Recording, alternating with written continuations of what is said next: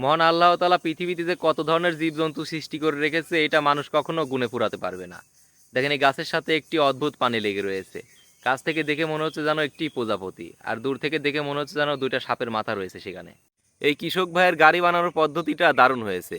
তার গরু দুইটার কষ্ট কমানোর জন্য গরু দুইটার মাঝামাঝি বড় একটি টায়ার লাগিয়ে দিয়েছে। এতে করে গাড়িটা সম্পূর্ণ ওজন টায়ারের উপর পড়ছে। আর তার অবলা দুইটা পানির কষ্ট অনেকটাই কমে গেছে। মাছ ধরার প্রাচীন একটি পদ্ধতি দেখুন। পাথর দিয়ে একটি গাছের ডালকে থেতলে নেওয়া হচ্ছে। থেতে যাওয়া ডালের সঙ্গে সাদা পোকা বেঁধে পাহাড়ি ঝর্ণার পানিতে ডুবিয়ে রাখছে। ছোট ছোট মাছগুলো পোকা খাওয়ার জন্য পোকাতে কামড় বসালে ডালটি টান দিয়ে তুলে ফেলে মাছগুলোকে ধরে ফেলা হচ্ছে। কুচ্চা মাছ ধরার অভিনব কৌশল দেখুন। বড়শি দিয়ে অনেক কুচ্চা মাছ ধরা দেখেছি, কিন্তু এভাবে যে ফাঁসি দিয়েও কুচ্চা মাছ ধরা যায় এটা প্রথম দেখলাম।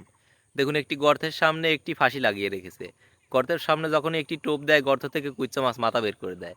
গর্ত থেকে যখন আইটু বেরিয়ে আসে তখন ফাঁসিতে টান দিয়ে কুচ্চা মাছটাকে ধরে ফেলে। প্রচুর বৃষ্টি হওয়ার কারণে এই জমিতে অনেক পানি জমে গেছে। বৃষ্টির সময় বৃষ্টির পানির সাথে নদী থেকে বড় বড় মাছ উঠে এসেছে এই জমিতে। এই লোকটা দেখতে পেয়ে বাড়ি থেকে জাল এনেছে মাছগুলো ধরার জন্য। মাছটা অনেক শক্তিশালী হওয়ার কারণে মাছটা সহজেই ধরা দিচ্ছে না। তবুও লোকটা চেষ্টা চালিয়ে যাচ্ছে মাছটা ধরার। সৃষ্টিকর্তা চাইলে সব কিছুই সম্ভব। দেখেন, একটি গরুর জন্ম থেকে 5টি পা। ঘটনাটা অবিশ্বাস্য হলেও কিন্তু সত্যি। এমন ঘটনা প্রথম দেখে থাকলে বেশি বেশি শেয়ার করে অন্যকে দেখার সুযোগ করে দিবেন। না জেনে বুঝে কোনো কাজ করতে নেই, না হলে বিপদ হতে পারে। এই লোকটি কাদার মধ্যে কিছু একটা দেখতে পায়। কুচ্চা মাছ ভেবে হাত দিয়ে চেপে ধরে, এরপরে বুঝতে পারে এটি একটি সাপ, আর সাপটা তার হাতে কামড়ে দেয়।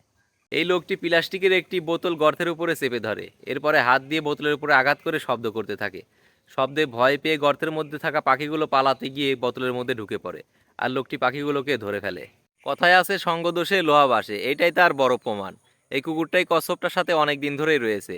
তারা ছোট থেকে একসাথেই বেড়ে উঠেছে। তাই কুকুরটা কচ্ছপটার দেখা দেখি তার মতোই চলাচল করছে। একেই বলে সঙ্গদোষে লোহা ভাসে। মা শব্দটাই যেন সন্তানদের জন্য একটি নিরাপদ স্থান। দেখেন, এই পাখিটা এই জায়গাতে ডিম পেড়েছে। ভেকু দিয়ে এখানে মাটি কাটা হবে, কিন্তু কোনোভাবেই পাখিটা তার অনাগত সন্তানদের ছেড়ে যাচ্ছে না। জীবন দিয়ে হলেও তার অনাগত সন্তানদের রক্ষা করে চলেছে। আমাদের সমাজে এমনও কিছু মানুষ আছে, আপনি বিপদে পড়লে আপনাকে বিপদ থেকে রক্ষা না করে উল্টো আপনাকে বিপদের দিকে ঠেলে দেবে। যেমন দেখুন, এই ছোট্ট হরিণটা বিপদে পড়েছে। এই বড় হরিণটা তাকে সাহায্য না করে উল্টো মাথা দিয়ে গুঁতা দিয়ে কুমিরটার সামনে তাকে ফেলে চলে গেল। সঙ্গী নির্বাচন করতে তাড়াহুড়ো নয়, জেনে বুঝে পা বাড়াতে হয়। আজকাল মানুষও ফাঁদ পেতে বসে থাকে। যেমন দেখুন, প্রথম পাখিটি একটু চালাক হওয়ার কারণে বুঝতে পারে এটি একটি ফাঁদ, কিন্তু দ্বিতীয় পাখিটি বুঝতেই পারে না, না জেনে না বুঝে কাছে যাওয়ার কারণে ফাঁদে আটকে যায়। এক একটা পানির শিকার ধরার কৌশল এক এক রকম। দেখেন, এই বক পাখিটা তার লম্বা ঠোঁট পানির মধ্যে ডুবিয়ে পা দিয়ে তার আশেপাশে থাকা শ্যাওলাগুলো নড়াচ্ছে। শ্যাওলার মধ্যে লুকিয়ে থাকা মাছগুলো পালাতে গিয়ে বক পাখিটা ঠোঁটের মধ্যে চলে আসে, আর বক পাখিটা মাছগুলোকে শিকার করে নেয়। যেটা আপনার রিজিকে আছে সেটা যে কোনোভাবে হোক আপনি পাবেন। দেখেন, এই লোকটি স্রোতের মধ্যে ছোট্ট একটি জাল নিয়ে দাঁড়িয়েছিল। তার এই ছোট্ট জালের মধ্যে বিশাল বড় একটি মাছ ধরা পড়ে। আসলে মাছটা তার নসিবে ছিল, সেজন্যই সে পেয়েছে। সৃষ্টিকর্তা এক একটা প্রাণীকে এক এক রকম ক্ষমতা দিয়েছে। যেমন দেখুন, এই বক পাখিটা তার সমান উচ্চতার একটি মাছকে অনায়াসেই গিলে খেয়ে ফেলছে, কোনো রকম সমস্যা ছাড়াই। বুদ্ধি থাকলে অল্প জায়গাতেই অনেক টাকা আয় করা যায়। দেখেন, এই লোকটা অল্প একটু জায়গাতে ধান চাষ করেছে। সেখানে ছোট ছোট কুচ্চা মাছের বাচ্চা ছেড়ে দিচ্ছে।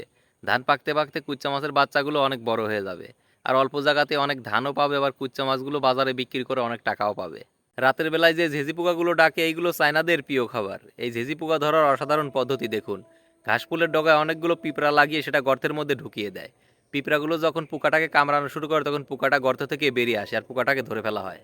এই ছোট্ট পাখিটার কাণ্ড দেখুন, সেই সাইকেলের উপরে বাসা বেঁধে ডিম পেড়েছে। সাইকেলের মালিক পাখি প্রেমী হওয়ার কারণে সে সিদ্ধান্ত নিয়েছে যে এই পাখিটা যতদিন বাচ্চা তুলে এখান থেকে না চলে যায়, সে সাইকেলটা এখানেই রাখবে, সাইকেলটা আর ব্যবহার করবে না।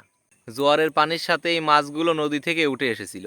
জোয়ারের পানি নেমে যায়, কিন্তু এই মাছগুলো এই গর্তের মধ্যেই থেকে যায়। এই লোকটি তার কুকুর নিয়ে এই জায়গায় ঘুরতে এসেছিল। কুকুরটা এই মাছটাকে দেখতে পেয়ে মাছটাকে ধরার জন্য চেষ্টা করে। অবশেষে মাছটাকে ধরেও ফেলে।